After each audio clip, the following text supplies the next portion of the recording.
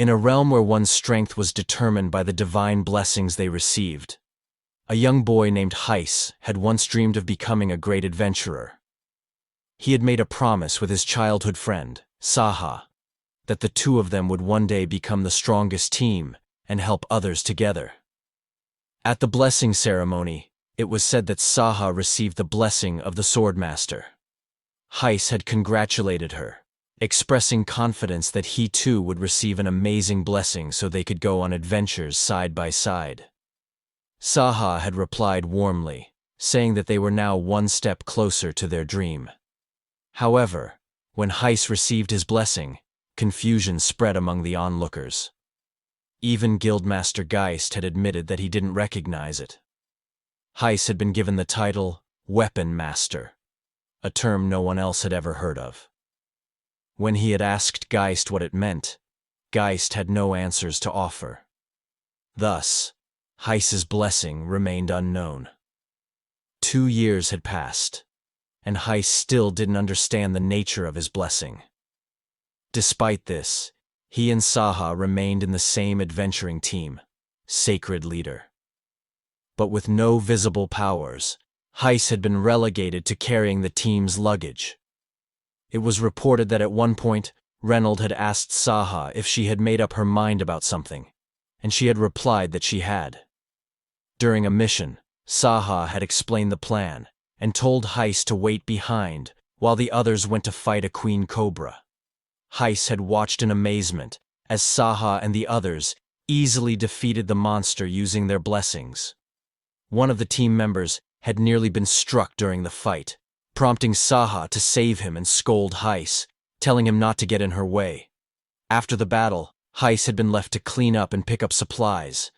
Among the remains, he had found a strange book. When he opened it, he had felt the same mysterious sensation he had experienced when he received his blessing. Later, Saha and the team had approached Heiss and told him he should leave the team. Shocked, Heiss had reminded Saha of the promise they once made. Saha had said she hadn't forgotten, but that the team was close to being promoted to an A rank, and keeping him would only drag them down. She had handed him some money and apologized. Heiss had left the team, angry and heartbroken. He had declared that he wouldn't give up, and that he would never become an adventurer who threw away the weak just to climb higher. Even though some former teammates had shown signs of regret, they hadn't intervened.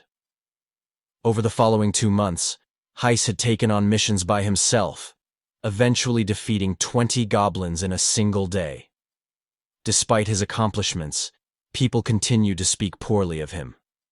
One day, Saha had passed along a message through others, telling Heiss about a location where white clover flowers were blooming.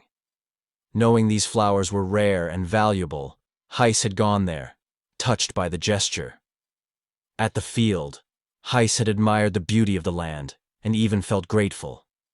However, everything had suddenly gone dark. When he turned around, he had seen a black dragon. The ancient black dragon, an SS plus rank monster. The beast had slashed Heiss's right eye. Believing Saha had sent him there to die, Heiss had cried out that he didn't want to die. At that moment, when he touched the mysterious book once again, something had awakened in him. He had instinctively known how to use the weapon it revealed, an M79 grenade launcher. With a single shot, he had slain the dragon.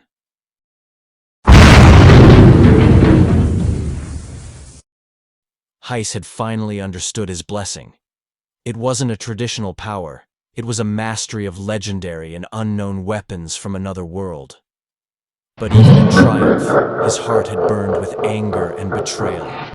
He believed Saha had truly meant to get rid of him.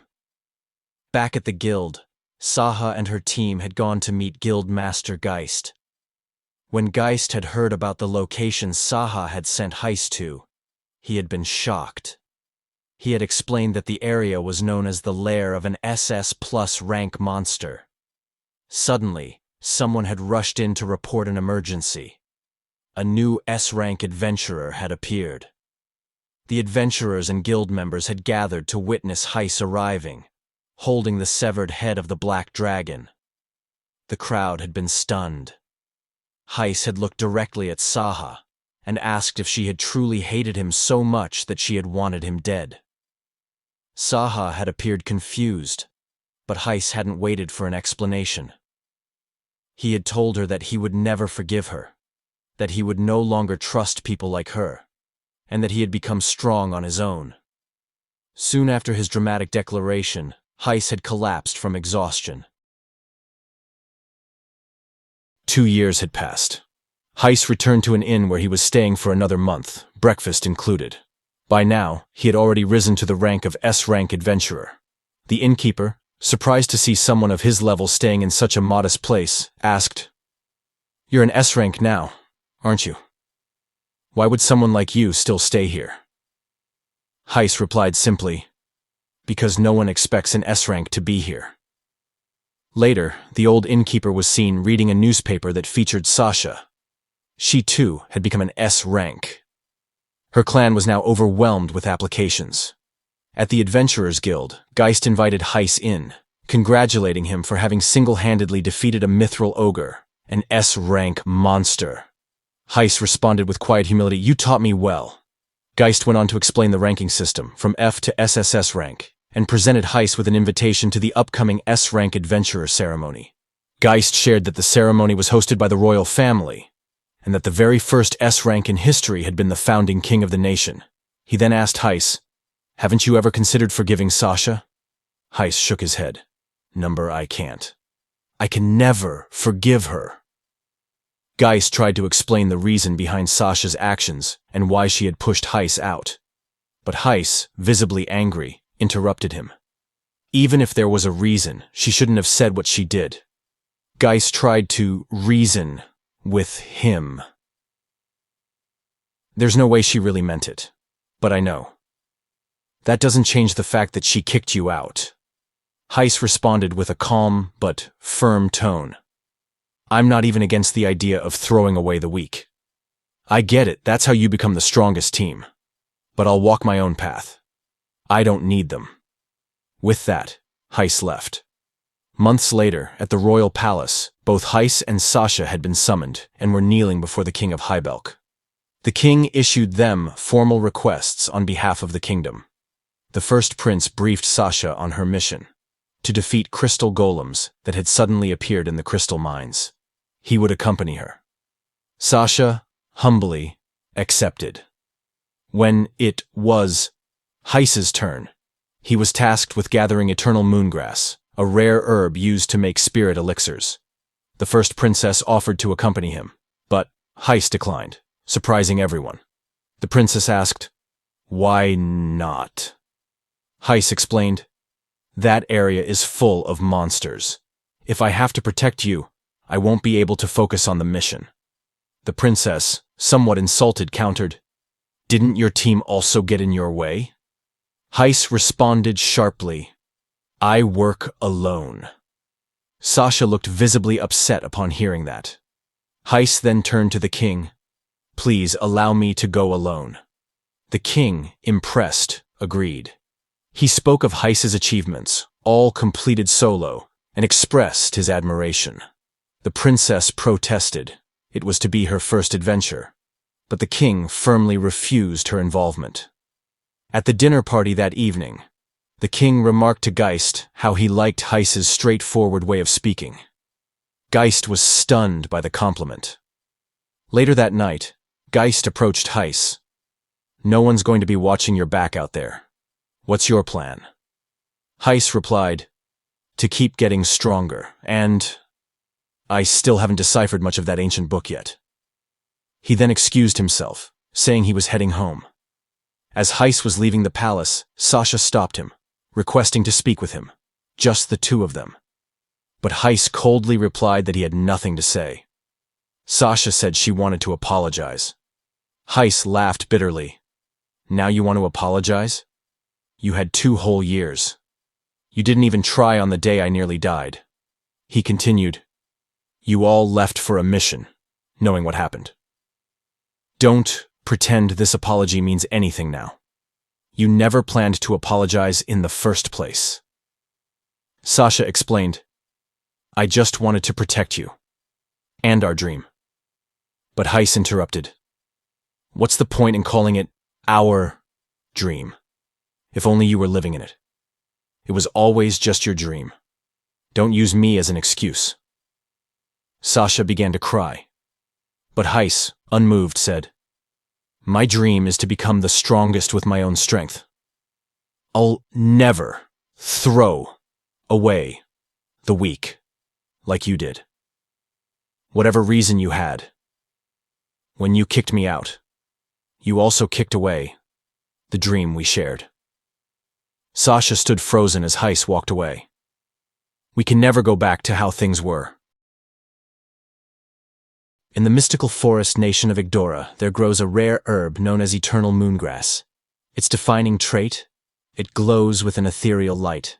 This elusive plant only grows at the very peak of Mount Gagazia, deep within the sacred lands of the forest. It's a crucial ingredient in powerful elixirs, making it highly sought after, but nearly impossible to obtain. We begin with Heiss, a powerful solo adventurer, sitting in his room surrounded by magical artifacts and gear. He heads to the guild to meet Geist, the guild master. But Geist is busy talking to Sasha, so Heiss waits. Checking the mission board, he sees nothing higher than a B-rank quest. Then, a surprising figure enters. An elf. Elves are incredibly rare, outside their own lands, and even Heiss is shocked. The elf notices his expression and asks, Are we really that uncommon here? Heiss replies, It's rare to see elves leave their nation, so no, we don't see them often. She nods. This is her first day here. She explains she traveled west and ended up in this central region. She's also an adventurer, and shows Heiss her B-rank card. He asks if she has a party, but she confidently says she doesn't need one. She's strong enough to handle things alone. That strikes a chord with Heiss. It's rare to meet someone who mirrors his mindset. When she asks about his rank, Heiss reveals his S-rank card. She's surprised. Solo S-rank adventurers are even rarer. Curious, she asks about the quest he's interested in. When he mentions Igdora, she's stunned. You're heading into Igdora? She asks. Heiss quickly brushes it off and tells her to forget she heard anything. Soon after, Geist becomes available, and Heiss speaks to him privately. Sasha lingers for a moment, hesitating. Heiss guesses she, too, came to ask about the royal quest, but says nothing more and heads inside. Geist explains the quest, an SS+ rank mission involving Mount Gagazia.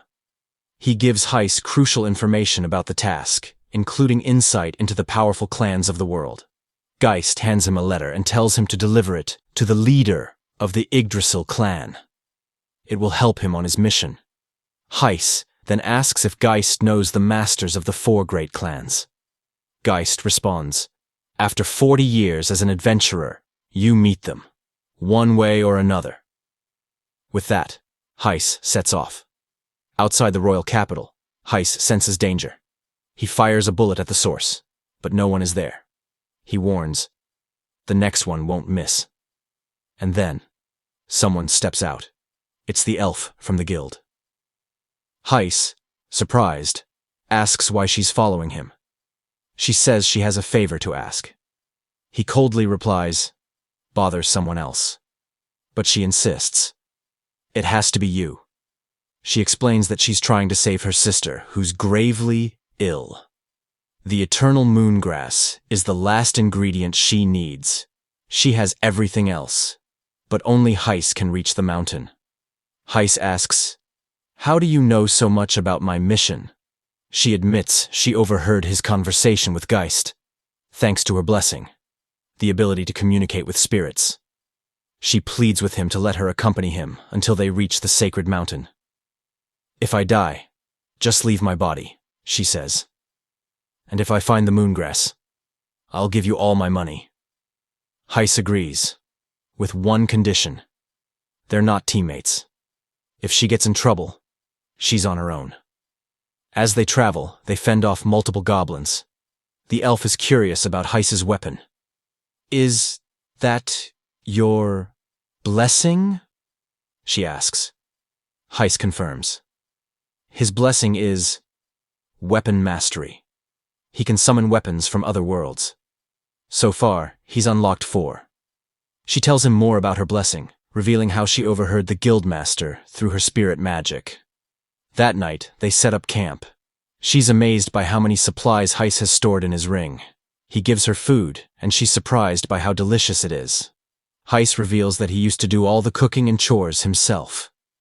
Touched, the elf thanks him sincerely. She now has a real chance to save her sister. She offers to take the night watch as thanks. As Heiss watches her, he feels a sense of nostalgia. Eventually, they reach the Yggdrasil clan, one of the 4 great clans. The elf is visibly excited and explains the significance of each clan to Heiss. At the main gate, Heiss presents his royal quest certificate. The guard is shocked and immediately gives Heiss an entrance pass. When Heiss also shows Geist's letter, the guard is stunned again and asks him to wait. Soon, an elderly man arrives and apologizes for the wait. He escorts Heiss to the clan's master. The elf girl warns, "Don't make her angry," before Heiss leaves with the old man. Using an elevator, they head deeper into the stronghold, arriving at a mysterious sanctuary. The old man announces, "This is meeting with clan leader Ibis." Upon entering the clan hall, Heiss was greeted by the clan leader, Ibis, an elf, much to his surprise. He hadn't expected the clan leader to share his own heritage. Ibis acknowledged Heiss and mentioned having read a letter sent by Geist. In the letter, Geist had requested Ibis to assist Heiss. This made Heiss feel slightly awkward.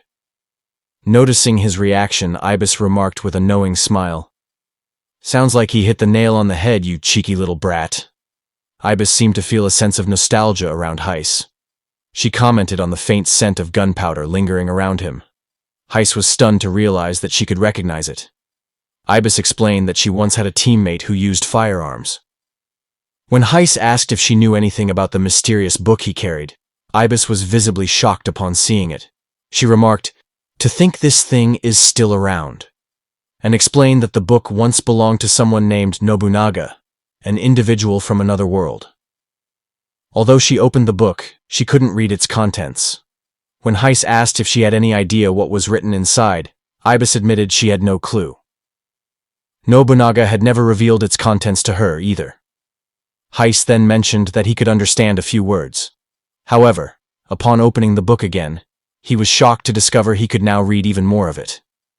Ibis, intrigued, asked him to share what it said.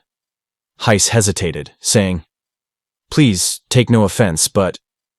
He then revealed that the writings described Nobunaga's thoughts about Ibis, particularly her behavior when he didn't pay attention to her. Embarrassed, Heiss asked if they were lovers or something similar. Red-faced and flustered, Ibis shouted, "That's enough for today. If you need help, come back another time."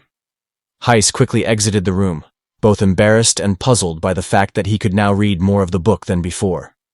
Expedition Report, Summit of Mount Gagazia. Heiss and Priia continued their ascent toward the summit of Mount Gagazia. As they neared the peak, the fog began to thicken, reducing visibility. Suddenly, a monster emerged from behind Priia. Caught off guard, she was about to be attacked, but Heiss swiftly eliminated the threat using his weapon. Priia was astonished by how effortlessly Heiss defeated an S-rank monster. Heiss explained, "This creature hunts using the fog. Stay alert." Confused by his help, Priia asked, "We're not a team. Why help me?" Heiss responded, "Don't you want to save your sister? I'm under no obligation to save you, but I also have no reason not to help your sister." Grateful, Priia thanked him. Just then, a dragon was sighted soaring overhead. Priia guessed it had left the area to hunt and declared it the perfect time to collect eternal moongrass. She rushed ahead, promising to return shortly and reward Heiss afterward. Heiss warned her to wait. "You're underestimating the dragon. They're extremely territorial. They'll come back." Despite his warning, Priia entered the dragon's domain. As expected, numerous monsters began to swarm Heiss. Meanwhile, Priia reached the targeted location, but was shocked to discover that there wasn't a single eternal moongrass plant left. Her expression turned to despair. Without the herb, she couldn't craft the elixir needed to awaken her sister. At that moment, an SS+ rank monster appeared and began advancing toward Priia. A colossal dragon loomed over Priia, moments away from launching its attack. But Priia stood her ground, readying her bow and releasing a volley of spiritual energy to distract the beast, just enough to make her escape. However, her attacks had no effect. The dragon unleashed a deafening sonic roar that shattered the air, then lashed out its grotesque tongue, wrapping it around Priia and dragging her toward its massive jaws. She was seconds away from being devoured. But suddenly, an explosion rocked the creature's tongue, freeing Priia. Flames blazed through the air. It was Heis. He'd arrived just in time, and he wasn't happy. He scolded Priia for not listening to him earlier and told her to stay back. Then he drew his gun and opened fire. But even his bullets couldn't pierce the dragon's hide. With no other option, Heis pulled out his most powerful weapon, the very one he once used to slay the black dragon. With a single devastating shot, Heis took the beast down. Priia stood in awe, shocked that Heis could kill a dragon so effortlessly. Blushing, she asked why he had come for her. Heis simply replied, "Let's go. It's starting to smell." But before they could leave, something strange caught their eye. The field around them was glowing. They had found it, eternal moongrass, a rare and powerful herb. However, it was dying, poisoned by the dragon's blood. Priia was devastated, but Heis spotted one last surviving stalk. Priia sprinted over, carefully placing the moongrass in a jar to preserve it. Then, unexpectedly, she handed it to Heis. "You're the one who brought down that dragon. You deserve this," she said. "I'll find more somewhere else." That act completed Heis's original request. As they reached the mountain path's entrance, a group of elves appeared, searching for Priia. Among them was Adra, who scolded Priia for leaving without notice. Then Adra saw Heis and recognized him. "You must be the S-rank adventurer, Heis," she said. "You're the one who brought Priia here." She revealed her identity as the younger sister of Queen Alcera, the ruler of the forest kingdom of Igdora. Priia, it turned out, wasn't just any elf. She was royalty. Adra demanded to know whether she had found the eternal moongrass. But Priia remained silent.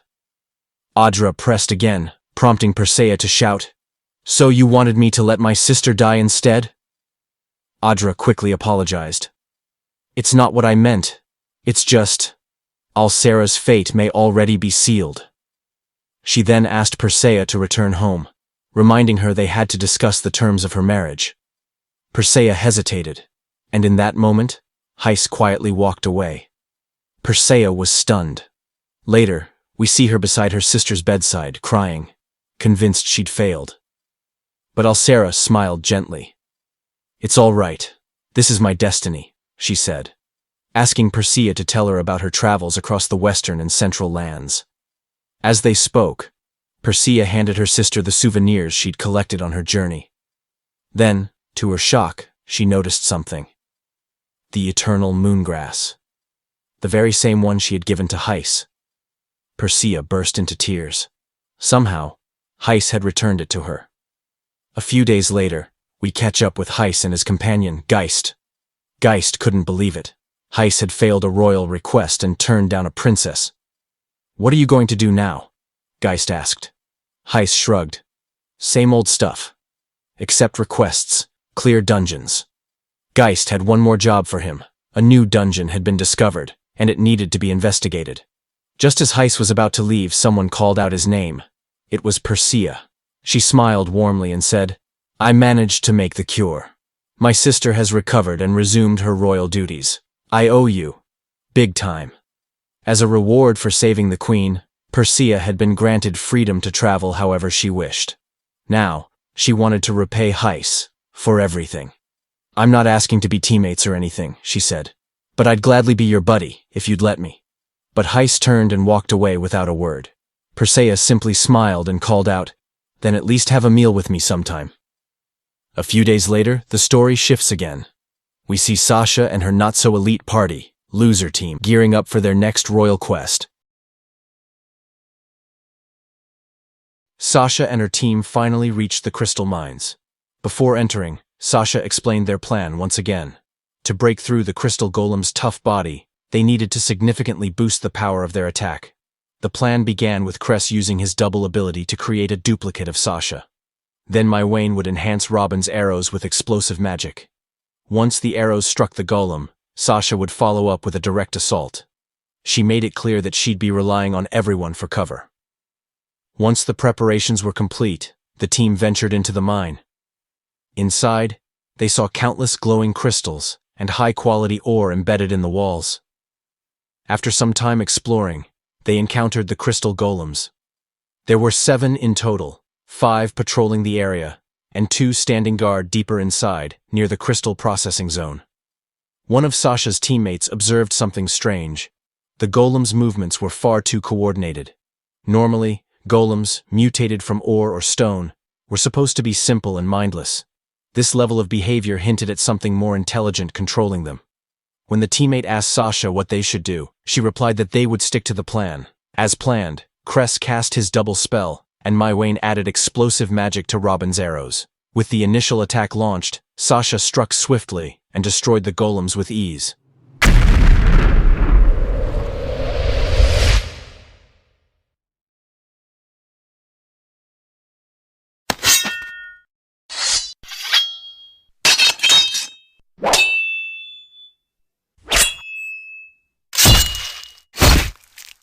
The battle ended quickly, leaving the others in awe of Sasha's overwhelming strength. However, just as they began to lower their guard, Sasha sensed a dark, ominous aura coming from deeper inside the mine. She told the others it didn't feel like another golem and warned them to stay alert as they moved forward. In the crystal processing area, they encountered a goblin-like figure. But it was clear he was not a goblin. The creature praised Sasha for making it that far, claiming he had sensed her presence.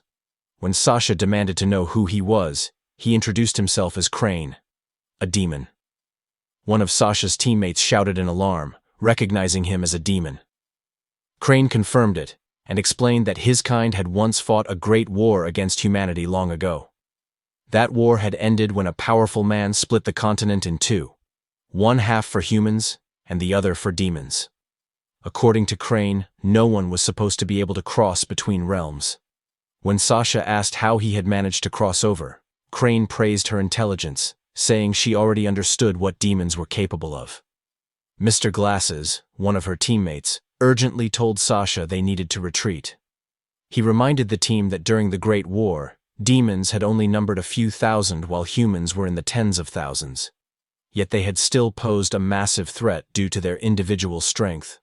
Crane seemed pleased by the recognition. He offered to let them go this time, claiming he had already secured the high-purity crystal he came for. When Sasha asked about his intentions, Crane told her she wouldn't understand even if he explained. He warned the team to leave immediately or be killed, calling all humans insects in the eyes of demons. At that moment, Sasha slashed the high-purity crystal. Enraged, Crane demanded to know what she was doing. Sasha replied coldly that an insect had found its way into the kingdom of Helbelk, and she was simply exterminating it. With that, Sasha's team prepared for battle. They used strength-enhancing spells, and Sasha dashed at Crane. However, Crane activated his wind-based ability and slammed her into a rock wall, shocking the team. As he prepared to attack again, someone blocked him. Crane explained that his ability allowed him to manipulate the wind freely, and he demonstrated its power. Sasha acknowledged it was impressive, but claimed it still wouldn't be enough to defeat them. Crane laughed and mocked her, asking what they could possibly do against him. Just then, Crane was attacked from behind. Though he tried to strike back, the team managed to block his move. Together, they launched a combined attack, and Sasha finally managed to land a critical blow. Crane, stunned, fell to one knee. Before they could finish him off, he used a spell to escape.